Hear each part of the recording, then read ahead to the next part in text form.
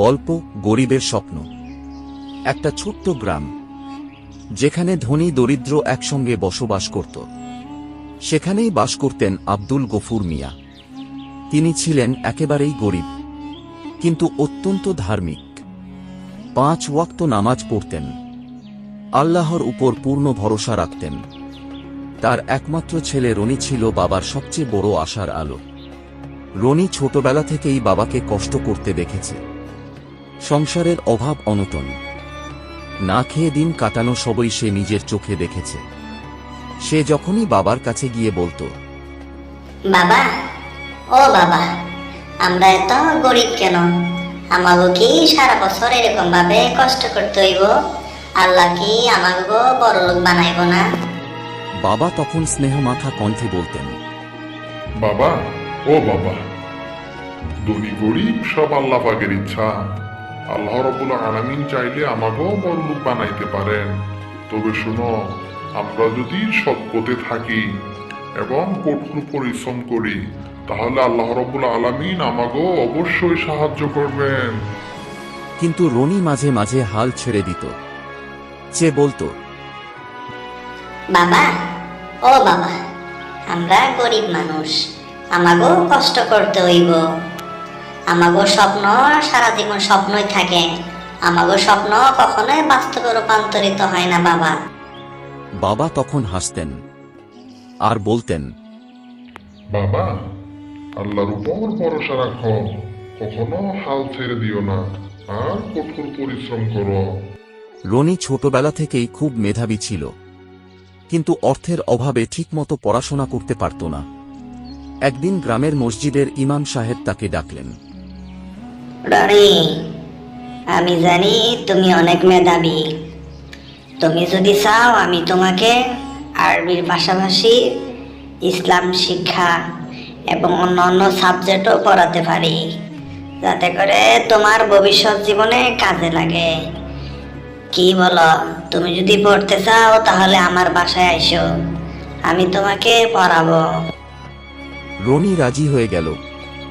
দিনের বেলায় বাবার সঙ্গে ক্ষেত খামারে কাজ করত, আর রাতে ইমাম সাহেবের কাছে পড়তে যেত।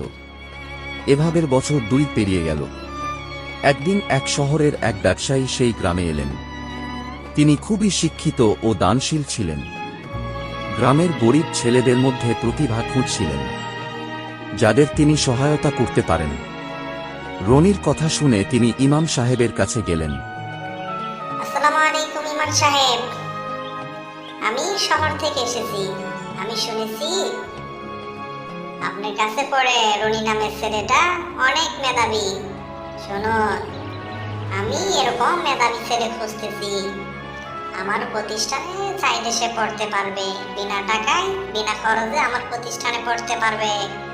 সে যদি চায়, সে স্কলারশিপ অর্জন করে বাহিরেও পড়াশোনা করতে পারবে। কি বলেন ইমাম সাহেব? ইমাম সাহেব এবং আব্দুল গফুর মিয়া তো খুশিতে আত্মহারা। রনি প্রথমে বিশ্বাসই করতে পারছিল না।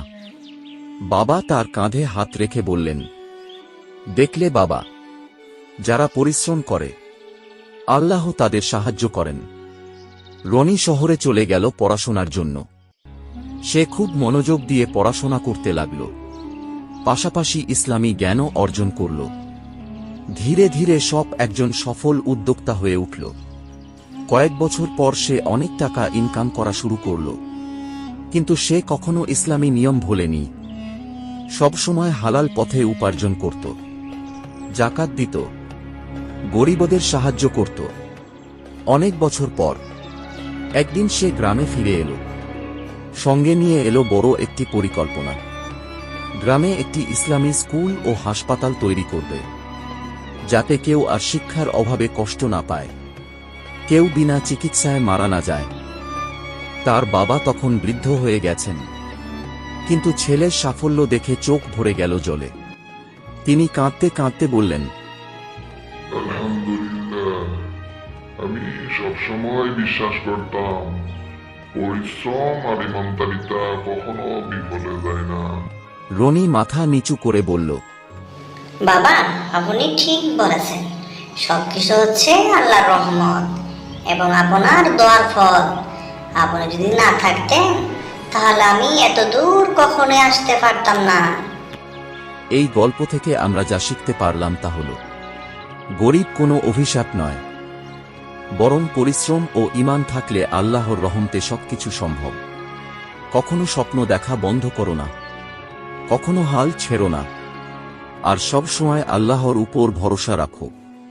যারা আল্লাহর পথে পরিশ্রম করে, তিনি অবশ্যই তাদের পথ দেখান। আল কুরআন। নতুন ভিডিও পেতে সাবস্ক্রাইব করুন এস বাংলা অ্যানিমেশন চ্যানেল।